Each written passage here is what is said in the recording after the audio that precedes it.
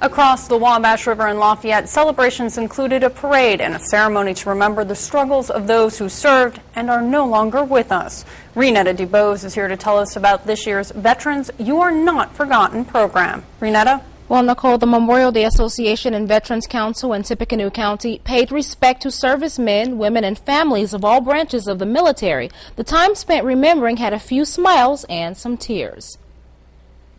A parade to honor veterans who fought and died. And an event to remember that priceless sacrifice all took place at Columbian Park this Memorial Day.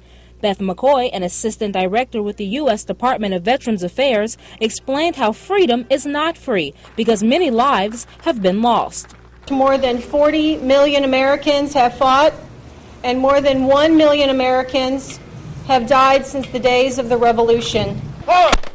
As small flags flew throughout the crowd, McCoy described the importance of the design. Reminds us with its red stripes of the blood that was spilled and the sacrifices laid on the altar of freedom.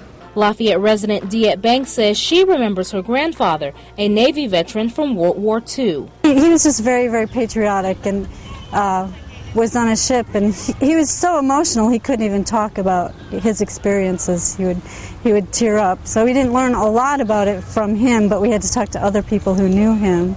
You know, they're humble. The veterans are very humble about what all they accomplished. Marilyn and James France, parents of Specialist Matthew France, say they will never forget their son, who died in January of 2006 in Iraq. The couple says they can recall his sense of humor and perseverance as if it were yesterday. When he was a little child, running down the hallway with his arms wide open, running to greet me coming in the house. That memory is very vivid for me. He'd always walk in the room, walk in the house and say, "Hey, Mom. How was your time without me?"